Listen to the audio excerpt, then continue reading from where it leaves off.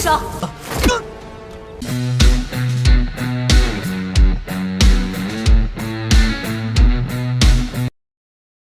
Halo guys, halo semuanya, selamat datang kembali di channel Alu Cerita Film.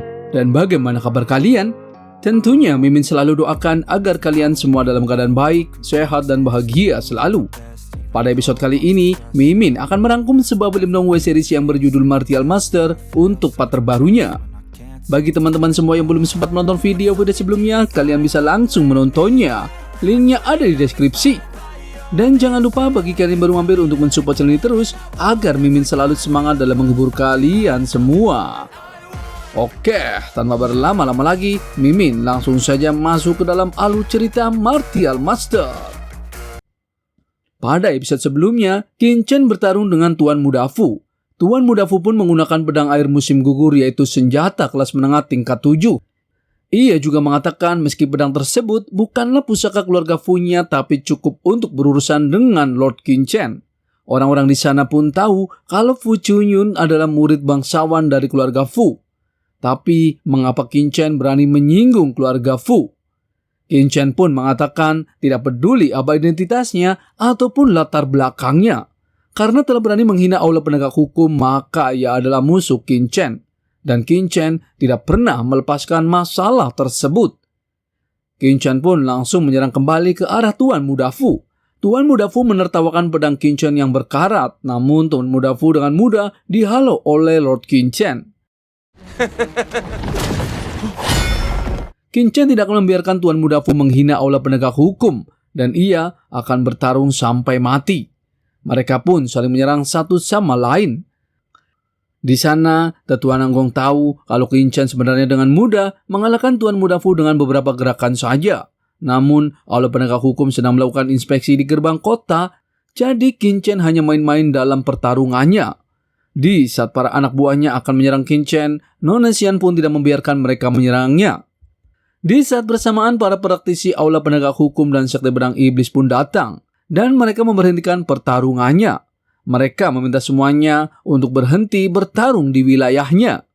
Ia juga mengancam kepada semuanya untuk jangan membuat masalah di wilayah pedang iblis jika ingin hidup. Lalu Tuan Muda Fu maju dan menjelaskan kepada para senior sekte pedang iblis kalau dirinya adalah Tuan Muda Fu, murid dari keluarga Fu dari keluarga senjata ilahi. Ia juga menjelaskan kalau Qin Chen terlebih dahulu menyerang dirinya. Jadi ia terpaksa membela diri dan menyerang Qin Chen.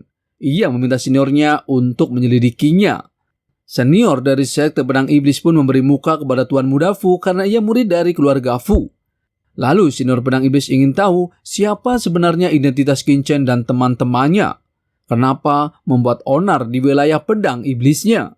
Qin Chen pun menjelaskan kalau ia adalah orang-orang dari Pavilion Pil dan ia hanya melewati kota tersebut untuk meminjam teleportasi. Qin Chen juga mengatakan kalau ia tidak ada niat buruk di wilayahnya. Senior pedang iblis pun terkejut karena mereka dari Pavilion Pil. Lalu, Tetua Zuo memperlihatkan lencana alkemis kepada senior pedang iblis. Ia pun terkejut karena lencana tersebut hanya di alkemis kelas 6. Tuan Muda Fu pun menertawainya karena ternyata Qin Chen hanya seorang alkemis kelas rendah, tapi beraninya menyebut dirinya dari Pavilion Pil. Tetua Zuo juga menjelaskan meskipun lencananya hanya kelas 6, tapi ia adalah raja obat dengan reputasi sesungguhnya. Dan ia akan pergi ke Pavilion Pil untuk melapor karya pilnya. Namun senior pedang iblis merendahkannya karena mereka hanya alkemis kelas 6 belaka. Tapi berani membuat masalah di kota pedang iblisnya. Dan karena sudah bertindak ceroboh, ia meminta pengawalnya untuk menangkap semuanya untuk diperiksa. Qin Chen pun mulai marah karena mereka bertindak tanpa tahu situasi sebenarnya. Ia juga mengatakan apakah itu yang selalu dilakukan oleh kota pedang iblisnya. Senior pedang iblis tetap menyalahkan Qin Chen yang berani membuat masalah di kotanya. Lalu Qin Chen menjelaskan kalau ia bertarung karena Tuan Muda Fu telah menghina aula penegak hukum. Jadi ia tidak tahan dan bertindak. Seketika, utusan penegak hukum pun sangat marah. Senior pedang iblis juga meminta Tuan Muda Fu untuk menjelaskan semua yang telah terjadi. Tuan Muda Fu pun sangat ketakutan. Ia bersumpah atas keluarganya kalau ia tidak pernah menghina aula penegak hukum. Mereka juga membela diri dengan mengatakan kalau Qin Chen hanya menutupi kejahatannya dengan memfitnah keluarga Fu-nya. Qin Chen pun mengatakan kalau ia datang jauh-jauh dan tidak mungkin hanya untuk membuat onar di sana. Tapi beberapa orang di sana ingin mencari masalah dengannya. Ia juga menjelaskan di saat ada orang mengumumkan kalau Aula Penegak Hukum sedang memasang jebakan untuk menangkap buronan, Tuan Muda Fu tidak memperdulikannya. Karena semua itu tidak ada hubungannya dengannya untuk menangani urusan Aula Penegak Hukum. Apalagi sifatnya yang arogan dan sama sekali tidak menganggap Aula Penegak Hukum. Tidak masalah mereka menghina dirinya, tapi Aula Penegak Hukum adalah hati nurani benua Tianwu-nya yang selalu menjaga dunia dan tidak pernah mengharapkan imbalan, dan selalu menjadi kekuatan yang paling Qin Chen kagumi. Karena Qin Chen marah jadi ia bertindak. Qin Chen juga meminta para seniornya untuk menyelidikinya lebih lanjut. Seketika Tuan Muda Fu pun masih membela diri dan mengatakan kalau Qin Chen hanya omong kosong belaka. Qin Chen juga meminta beberapa senior pedang iblis untuk menyelidikinya terlebih dahulu. Qin Chen juga meminta maaf karena sebelumnya sudah bertindak dan itu adalah kesalahan besar. Tapi karena Tuan Muda Fu telah menghina Aula Penegak Hukum, bahkan meski dihukum, Qin Chen juga harus membela Aula Penegak Hukum.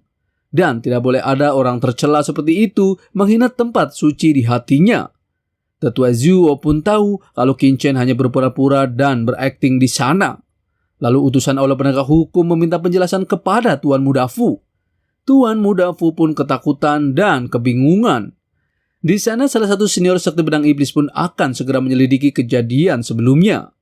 Tak selang berapa lama, ia memberitahu kepada utusan Aula Penegak Hukum kalau semua perkataan Qin Chen benar. Utusan Aula Penegak Hukum pun sangat marah kepada Tuan Muda Fu. Seketika, Tuan Muda Fu pun sangat ketakutan. Lalu, apa yang akan terjadi selanjutnya, Mimin akan bahas di episode mendatang. Terima kasih. I don't ever slow up, no I don't take shit. I got no love for the fakeness. If you wanna play tough and wanna hate this, I'll always show up and make a statement. I don't ever slow up, no I don't take shit. I got no love for the fakeness. If you wanna play tough and wanna hate this, I'll always show up and make a statement. Everything I do so instinctive and so passionate. Every word I move so descriptive like an adjective. I got a vendetta against people who patented being negative when you should be getting after it.